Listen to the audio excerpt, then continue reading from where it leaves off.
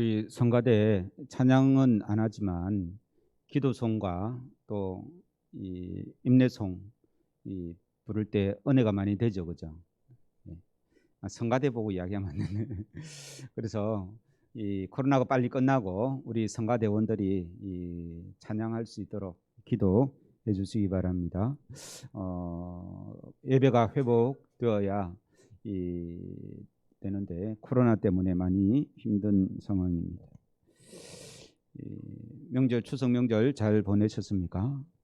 염려하지 말라는 말씀을 붙들고 어렵고 힘들어도 염려하지 않고 승리하는 복된 은혜가 있기를 간절히 바랍니다.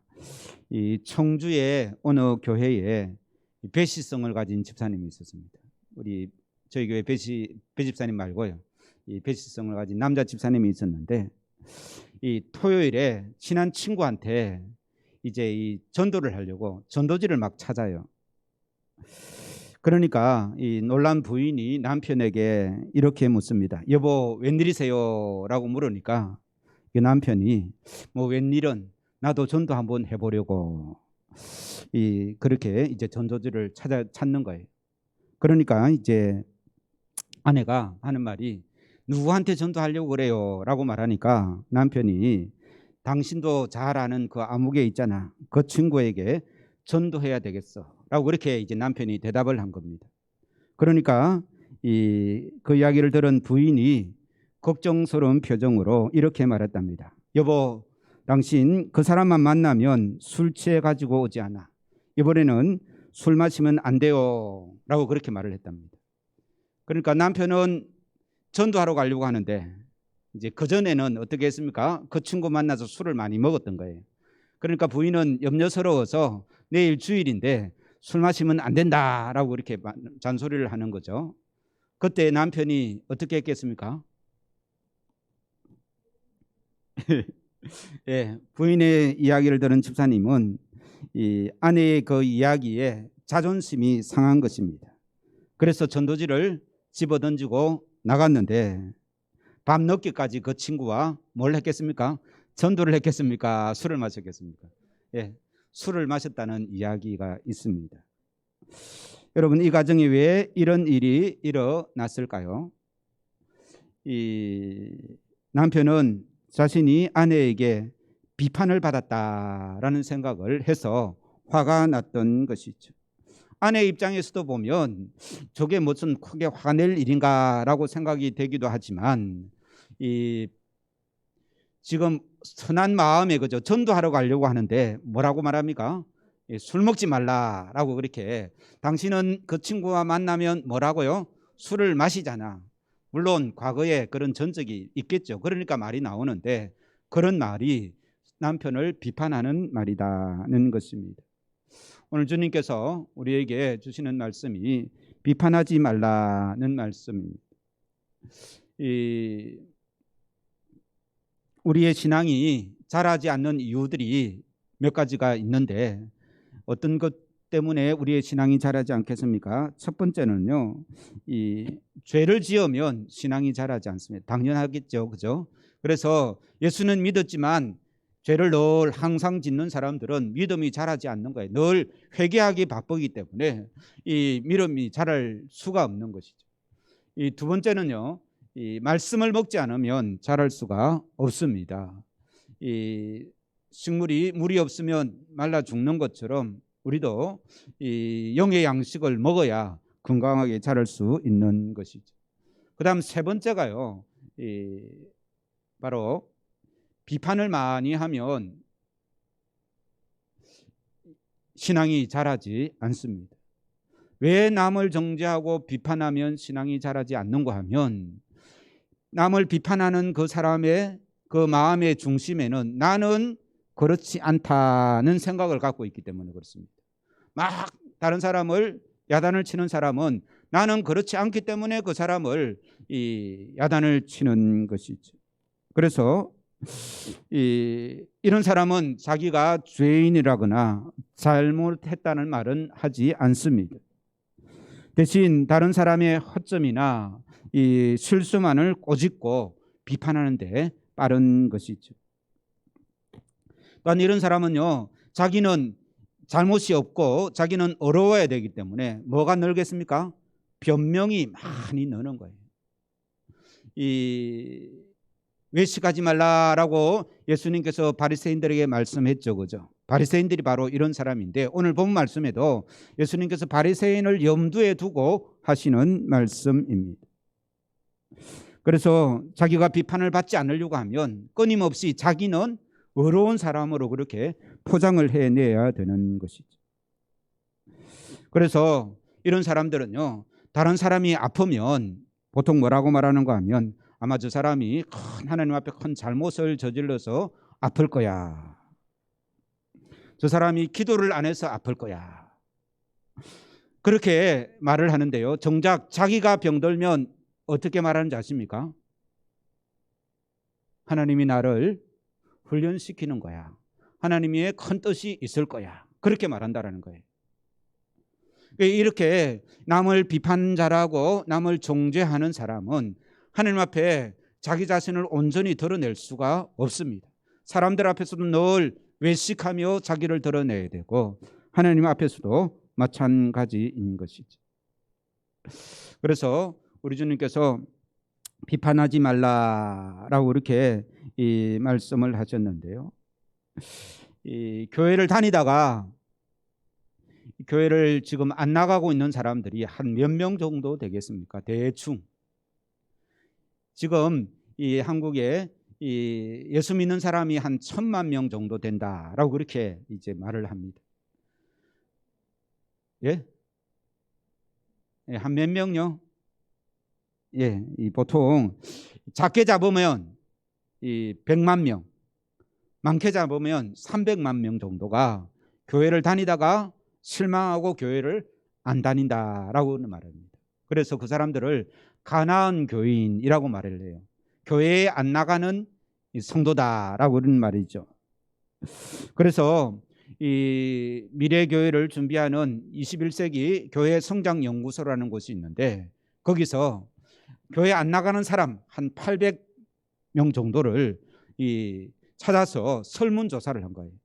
당신은 왜 교회를 떠났습니까? 라는 질문을 했는데 그 중에 66.9% 거의 70% 정도가 이 교회 안 나가는 이유를 뭐라고 말했는가 하면 이 신앙을 강요하고 배타적인 태도 때문에 교회를 안 나갑니다. 좀 어려운 말인데요. 쉽게 표현하면 이렇습니다. 교회 가면 이래라 저래라 라는 말만 많고 그것에 맞지 않으면 비판을 하기 때문에 교회 가기 싫습니다 라는 거예요. 더 쉽게 말하면 교회 가면 바른 말만 한다라는 거예요. 바른 말을 한다라는 것은 잘못하면 비판을 한다라는 말인 것이죠. 그래서 쉽게 말하면 오늘 설교 본문과 비교해서 말하면 교회 다니다가 교회 실망하고 교회 안 나가는 사람의 한 60% 이상이 무엇 때문에 교회를 안 나간다고요? 예, 목사나 교인들이 비판을 하기 때문에 그 말에 상처를 받아서 교회 나가는 것을 포기했다라고 그렇게 말합니다. 그래서 그 사람들이 하는 말은 예수님은 좋은데 교회는 싫다. 교회가 뭐예요? 우리 성도들이 모임이 교회잖아요, 그죠? 그러니까 예수님은 참 좋은데 교회 다니는 그 사람들, 교회 안에 있는 그 사람들 때문에 내가 상처를 입어서 교회 나가지 않는다라는 말입니다. 그래서 우리가 전도를 열심히 하는 것도 굉장히 중요하지만 또 어떻게 하는 게 전도하는 것과 마찬가지입니까?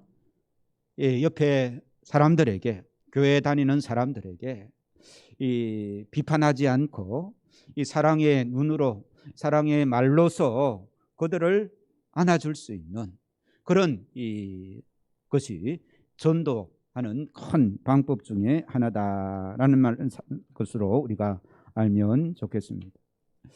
예수님께서 비판하지 말라라고 말씀하셨는데 그러면 불의를 못 본 채 하거나 잘못을 무조건 덮어두라는 뜻인가? 그렇지 않죠, 그죠? 예수님께서는 한 번도 죄인을 죄를 그대로 용납한 적은 없습니다. 그러나 죄인은 용납하신 거예요. 죄인과 죄는 다른 문제입니다. 죄인이라는 것은 죄를 지고 넘어진 사람이라는 것이죠. 그래서 넘어진 사람에게 잘못했다고 야단을 치는 것은 비난하는 예수님의 방법이 아니다는 것입니다. 예수님은요, 죄인들을 용납하시고 창녀와 세리들과 함께 식사를 하셨고 그들을 비판하지 않았습니다. 오히려 그들을 위로하고 격려해서 죄에서 떠나도록 하신 분이 예수님인 것이죠. 좋은 충고는 다른 사람을 격려하고 도와주고 살려주는 것입니다. 그래서 이 충고와 이 잔소리라는 그 개념은 비판에 가깝겠습니까? 충고에 가깝습니까? 예? 우리가 하는 잔소리, 왜 잔소리 그만해라고 말하잖아요, 그죠? 잔소리는 비판에 가깝겠습니까? 아니면 이 충고에 가깝습니까? 충고는요, 들으면 화가 안 나야 돼요. 잔소리는 들으면 어떻게 됩니까? 화가 나죠, 그죠? 그러니까 잔소리는 이 비판에 가까운 거예요. 오늘 설교를 제가 한 30분 정도 하는데요, 다 까먹어도 이 잔소리하고 이 건전한 충고하고는 구별할 줄 알면 참으로 좋겠습니다. 그래서 내가 하는 소리가 잔소리인지 충고인지는 구별해야 됩니다. 진정한 충고는요, 그 사람이 들으면 자기 자신을 돌아보는 거예요. 잔소리를 들으면 자기 자신을 돌아볼까요? 아니면 잔소리 한 사람을 볼까요? 예, 잔소리 한 사람을 봅니다. 그래서 이 아빠가 자기 아들 보고 저놈은 누구를 닮아서 저래 이제 이 문제를 일으키고 사고를 치나 하니까 아내가 하는 말이 뭘까요? 당신도 젊어서 꼭 저랬지 않냐면서 그렇게 이야기하는 거예요. 그거는 이제 잔소리가 되는 것이죠. 그래서 이 충고와 이 건전한 충고, 사람을 살리는 충고와 잔소리는 전혀 다르고, 또 충고는 아무나 해서 되는 게 아닙니다. 단순히 나이 많다고 이 충고하는 것이 아닙니다. 충고를 하려고 하면요, 많이 기도하고 그를 사랑하는 마음으로, 사랑의 이 방법으로 다가가야 되는 것이죠. 그래서 다른 사람이 그 말을 듣고 이 충고로 받아들일지 잔소리로 받아들일지는 생각을 해보고 말을 해야 되는 거예요. 아무 생각 없이 내 방법과 내 생각과 내 뜻대로 내 기준대로 말하면 비판이 되고 비난이 되고 이 잔소리가 될 수밖에 없다는 것입니다. 오늘 본 말씀을 우리 보면 비판하지 말라라고 이렇게 7장 1절을 시작하고 있는데요. 우리 1절 말씀 같이 읽겠습니다. 시작. 비판을 받지 아니하려거든 비판하지 말라. 비판하면 어떻게 된다고요? 비판을 받는다는 말씀입니다.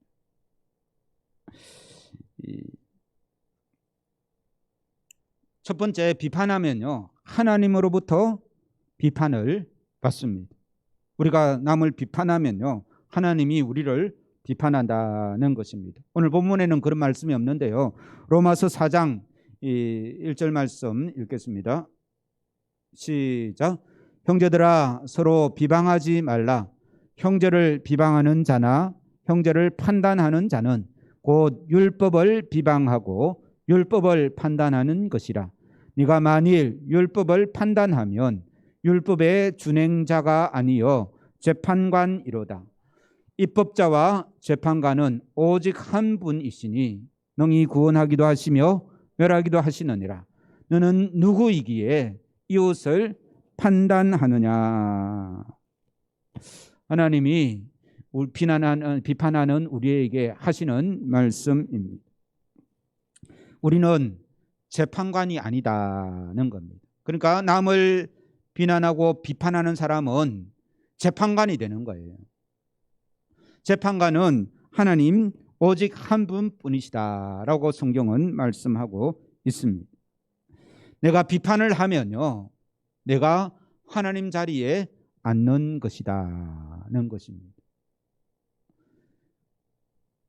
네가 누구이기에 이웃을 판단하느냐, 이 말은요, 너는 누구이기에 내 자리에 앉느냐, 하나님이 그렇게 말씀하시는 겁니다.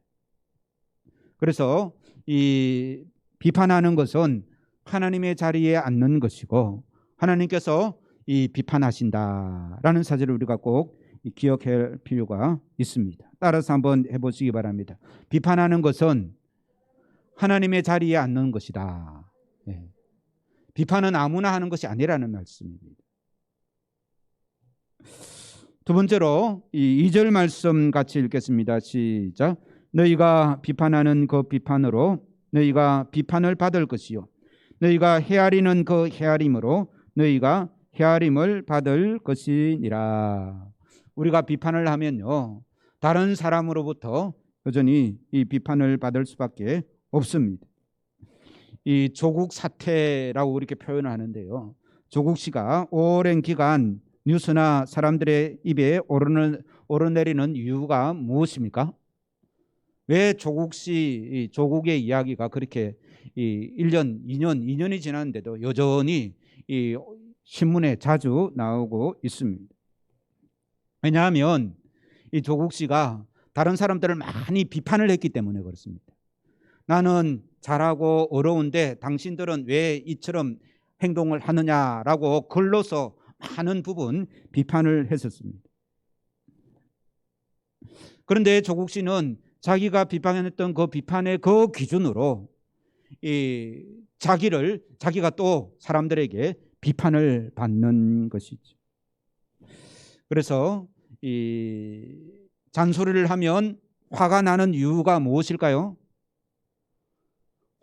잔소리를 들은 그 사람이 화가 나는 이유는 이 잔소리한 사람을 비판을 하기 때문에 화가 나는 것입니다. 그래서 우리는 내가 비판을 하면 다른 사람도 나를 비판한다, 나도 비판을 받는다라는 사실, 내가 비판하는 그 기준으로 비판을 받는다는 것입니다.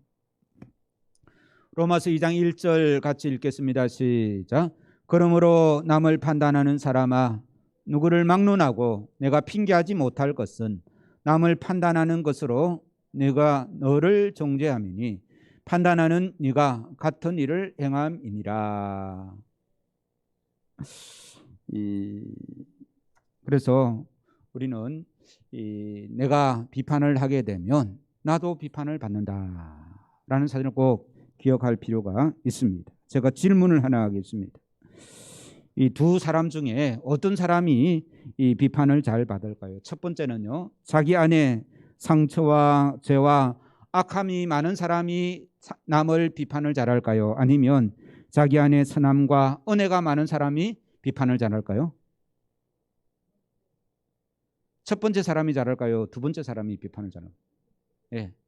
자기 안에 상처가 많고 죄와 악함이 많은 사람이 훨씬 더 비판을 잘합니다. 자기 안에 하나님의 그 선하심과 하나님의 은혜와 하나님의 사랑이 풍성한 사람은 남을 비판하기보다는 남을 사랑하고 남을 위해서 기도해 주는 것이죠. 그래서 나쁜 생각과 허점과 죄가 많은 사람일수록 타인을 공격하고 비난한다는 것입니다. 그렇게 비난하고 비판하면서 자기는 똑똑하고 자기는 괜찮은 사람인 것처럼 그렇게 착각을 한다라는 말씀입니다. 그래서 우리는 내가 나를 비판하고 다른 사람을 비난하고 비판하는 사람들 있지 않습니까? 그죠? 그 사람을 위해서 기도해 줄 필요가 있습니다. 그 안에 아직도 해결하지 못한 상처들이 남아 있고 아직도 하나님의 십자가의 은혜 앞에 온전히 나아가지 못해서 그 안에 악한 것들이 많이 있기 때문에 다른 사람을 그렇게 비판할 수밖에 없는 것입니다. 참으로 불쌍한 사람인 줄로 믿습니다. 우리 주님께서는요, 상한 갈 때도 꺾지 않는 심정으로 죄인들, 세리들, 연약한 자들을 위로하고 치유하셨습니다. 그래서 이 예수 믿는 사람들, 이 교회에 예수 믿는 사람들이 모여 있지 않습니까? 그죠? 그러면 교회는 이 비난이나 비판이 많아야 되겠습니까? 아니면 감싸주고 그 사람을 위로하고 세워주고, 비록 그 사람이 죄를 지었다 할지라도 그 사람을 일으켜주는 그런 사람이 많아야 되겠습니다. 우리 범어중앙교회는 비난하는 비판하는 사람보다 예수님을 닮아서 이 사랑으로 감싸주고, 그 사람이 잘 못해도 말입니다, 신앙이 뭐 같아도 사실은 그 사람이 신앙이 내 마음에 전혀 안 들어도 교회 오는 게 낫겠습니까? 안 오고 세상에 있는 게 낫겠습니까? 교회 오는 게 낫습니다. 그런데요, 이 교회는요, 그런 사람들을 보면 왜 그랬냐고 야단을 치는 거예요. 그럼 그 사람은 세상에 있을 때는 야단을 맞습니까? 안 맞습니까? 안 맞는데 교회 오니 야단을 맞고 비난을 받는 거예요. 그러면 교회가 좋겠습니까? 세상이 좋겠습니까? 그 사람을 쫓아내는 사람은 누굽니까? 결국 교인들이 쫓아내게 되어 있는 것이죠. 사실은 우리가 비판하지 말아야 되는 세 번째 이유가 있는데, 그것은 바로 이 3절 말씀입니다. 같이 읽겠습니다. 시작. 어찌하여 형제의 눈 속에 있는 티는 보고 내 눈 속에 있는 덜 보는 깨닫지 못하느냐. 남을 비판하는 그 사람이 더 큰 비판거리를 가지고 있다는 것입니다.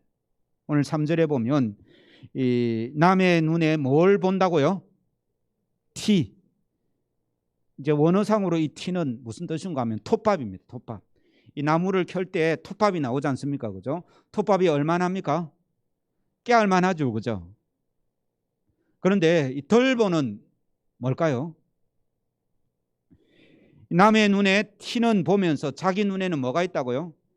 덜보는 쉽게 말해서 원어상으로는 큰 이 나무 둥치를 말하는 겁니다. 그러니까 톱밥은 남의 눈에 톱밥을 보면서 자기 눈에 뭐가 있는데 이 나무, 큰 통나무가 들어있는데 그것을 알지 못하는 것입니다.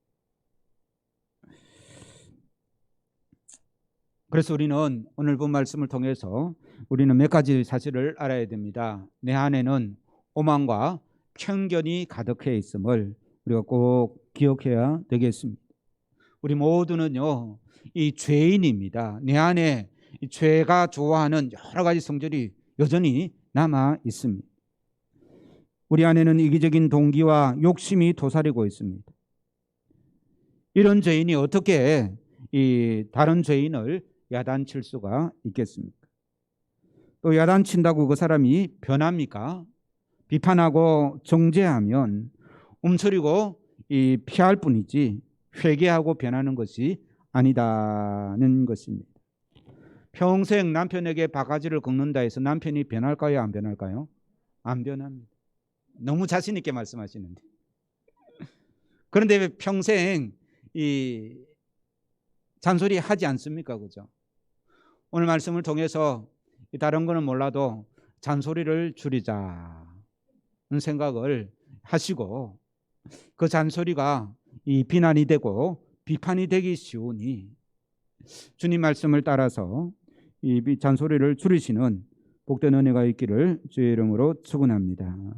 이하처럼 아내의 말이 아무리 맞는 말이라 할지라도 비판하면 기분 나빠지는 거예요. 이제 감정을 건드리는 말들이 굉장히 남을 죽이는 말인 것이죠. 그래서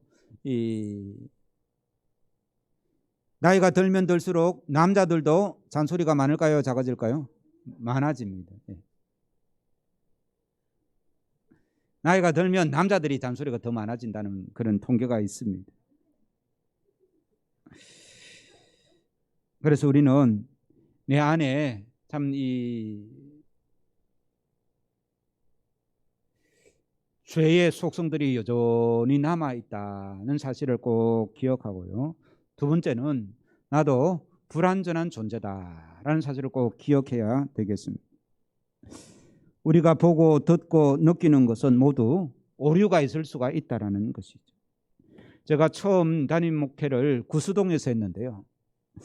이 아동부가 한 30명 정도 돼 가지고 이제 여름 성경학교 한다고 교회가 크진 않았는데 이 복닥복닥하고 막 이제 이 열심히 하고 있었습니다. 그런데 5학년 남자 아이 한 명이 좀 지도력이 있어 가지고요. 많은 애들을 전도하기도 하고 이 그러니까 그 전에 교회 다니는 친구가 아니고 이제 성경학교 할 때 이제 막 온 친구로 제가 그 친구를 잘 몰랐었습니다. 그런데 이 그 친구가 많이 데려오기는 데려왔는데 또 예배 분위기도 제일 많이 흐트리는 거예요. 그래서 이제 예배 마치고 그 친구를 불러가지고 이제 좀 이제 교육을 시키려고 했더만은 그 친구가 이 오른쪽 손을 주머니에 탁 넣고 좀 자세가 이상하게 저한테 이제 있는 거예요. 제가 어떻게 했겠습니까? 손 빼고 바로 서라고 야단을 쳤습니다. 그러니까 그 친구가요, 이 갑자기 안색이 싹 변하더만 집으로 가버린 거예요. 제가 그때는 몰랐습니다. 그 친구가요, 손가락이 하나가 이 없어가지고 남들 앞에서 자기 손을 내는 것을 굉장히 싫어한 거예요. 저는 그것을 모르고 주로 그렇잖아요, 그죠? 어린 아이가 손에 주머니를 넣고 있으면 또 어른들은 또 바로 하라고 하잖아요, 그죠? 그렇게 야단을 친 게 지금도 제 가슴 속에 남아 있습니다. 그 후로는 그 친구를 보지 못했는데요. 이 다른 친구들을 통해서 제가 이 미안하다라고 그렇게 말은 전하기는 했습니다만은 아마 그 친구는 이 풀렸을지 안 풀렸을지 모르겠지만 평생에 그게 남아 있는 거예요. 교회 갔더만은 목사님이 뭐 했다고요? 자기 야단친 거 평생에 기억하게 되는 거예요. 왜 저는 이 좋은 의도에서 말은 했지만 어떻습니까? 제가 보는 그 정보가 이 모든 정확한 정보가 아니다는 것입니다. 그 아이의 상황과 그 아이의 마음을 알지 못하고 내 입장에서 이 야단을 치게 되는 것이죠. 그래서 인간은 불완전한 존재이기 때문에 내가 그 사람에게 야단을 치는 것도 다 알고 야단을 치는 것은 아니다는 것입니다. 그 예화에서도 아내가 남편에게 이 말을 하지 않습니까? 그죠? 그 친구만 만나면 이 술 먹기 때문에 술 먹지 말고 들어와라고 말을 했지만 지금 그 남편의 마음, 그 전에 술 먹었던 것은 생각 안 하고 남편의 마음은 어떤 마음으로 가득 차 있습니까? 예, 어떻게 하면 전도해 볼까라는 마음으로 가득 차 있는데 그 남편의 마음을 제대로 이해하지 못하고 했던 말이 상처가 되는 것이죠. 세 번째로 우리가 이 잔소리나 또 남을 판단하는 것에서 꼭 기억해야 되는 것은 바로 우리 사람은요, 환경의 영향을 받는 존재다라는 사실입니다. 자라온 환경과 부모의 영향력, 이 문화적 배경에 얽매여 있으므로 사람의 가치 기준과 이 판단의 그 기준이 달라질 수밖에 없다는 것입니다. 나는 이게 바르고 이게 좋다라고 말하는데 다른 사람은 그렇지 않다라는 것입니다. 기준이 다를 수가 있더라는 말씀입니다. 그리고 또 사람은요, 환경의 영향을 받는 존재인데요. 내가 좋아하는 사람은 어떻게 합니까? 이 자기하고 친하고 자기한테 잘해주는 사람은 이 잘못을 어떻게 해줍니까?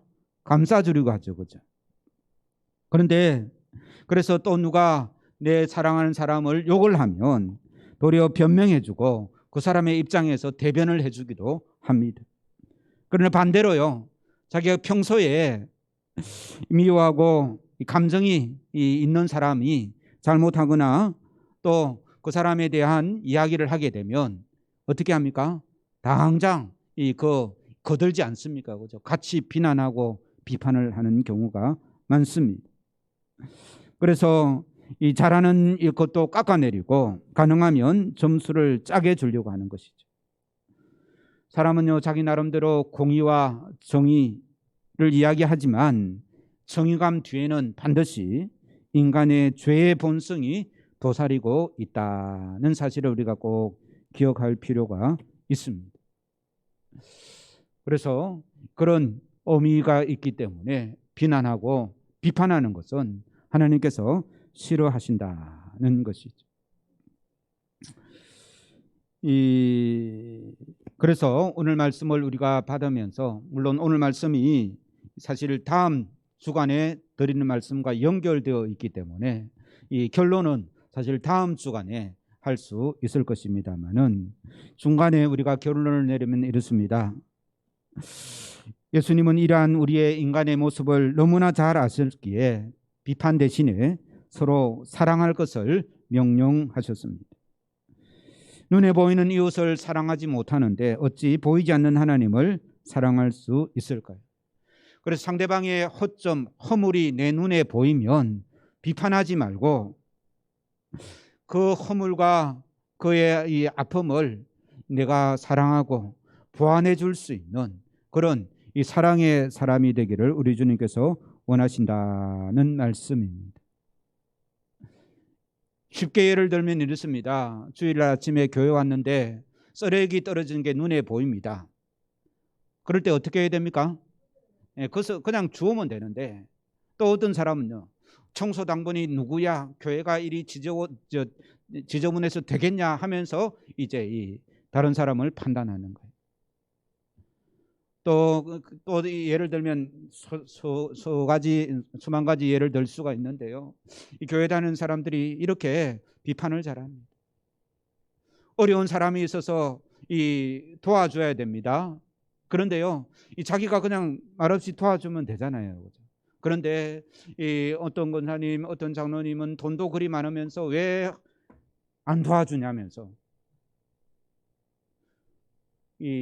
다른 사람을 비난하고 비판하는 그러한 경우를 흔히 보게 되는 것이죠.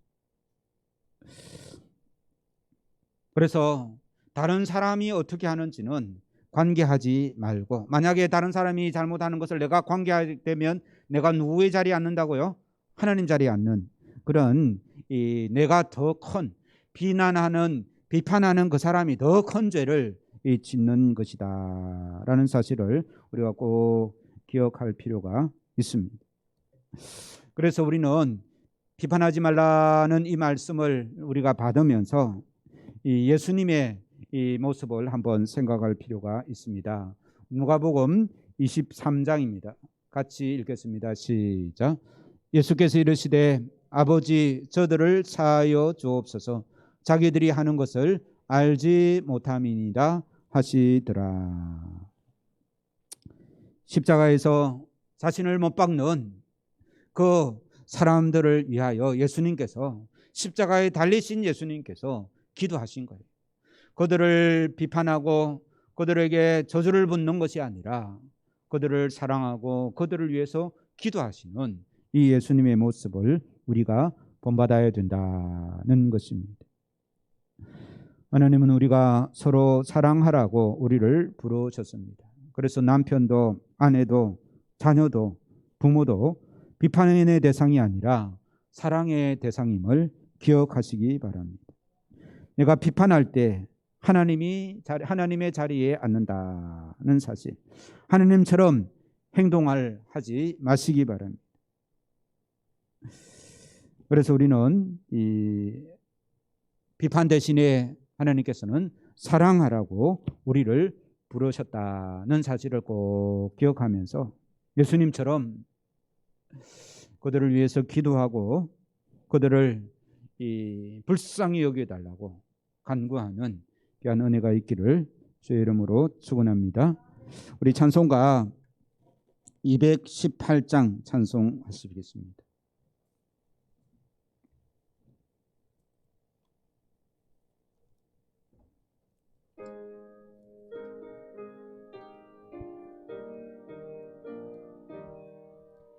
내 마음과 정성을 다하여서 주 너의 하나님을 사랑하라. 네 몸을 아끼고 사랑하듯 형제와 이웃을 사랑하라.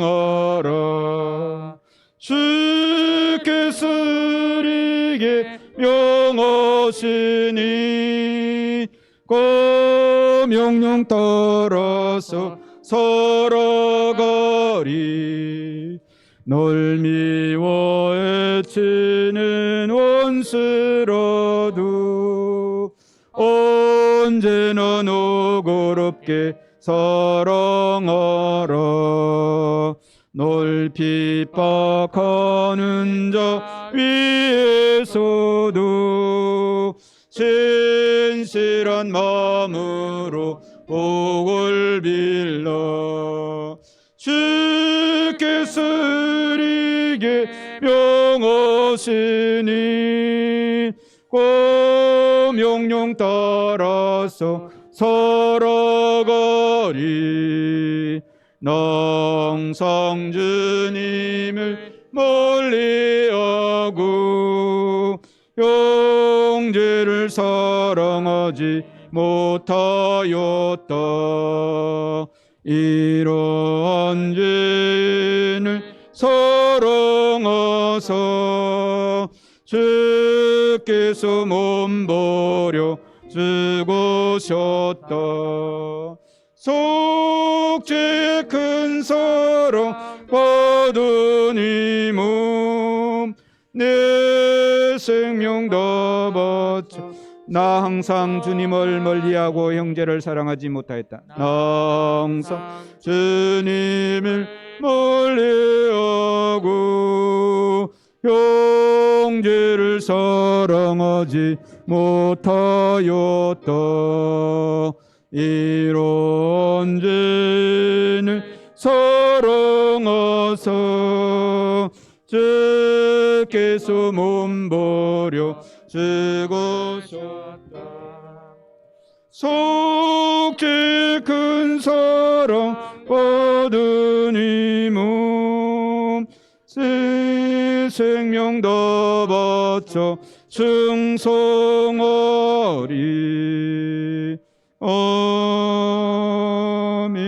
아멘. 기도하시겠습니다. 하나님 아버지, 오늘도 우리를 복된 예배의 자리로 부르시고 주님의 은혜의 자리에 불러주시니 감사와 찬송을 드립니다. 풍성한 계절을 주셔서 감사합니다. 지혜와 온유의 믿음을 주시며 주일 잘 지키는 자녀 되게 하옵소서.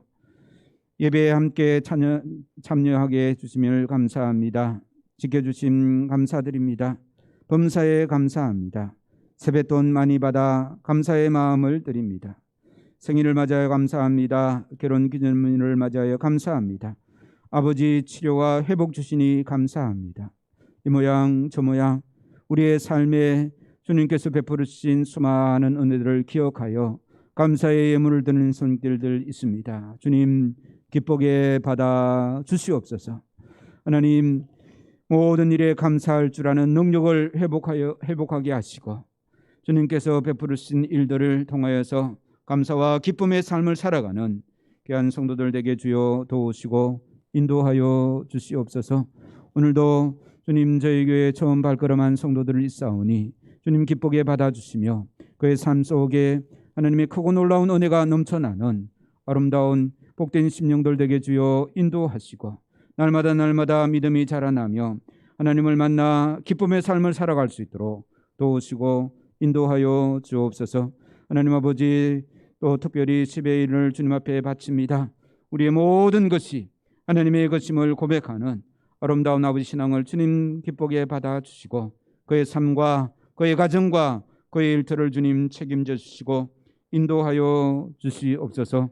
매주일 주님 앞에 나올 때 빈손으로 나오지 않고 귀한 아버지 주일 예배를 드리는 예물을 드리는 성들들 있사오니 주님 기쁘게 받아 주시옵소서.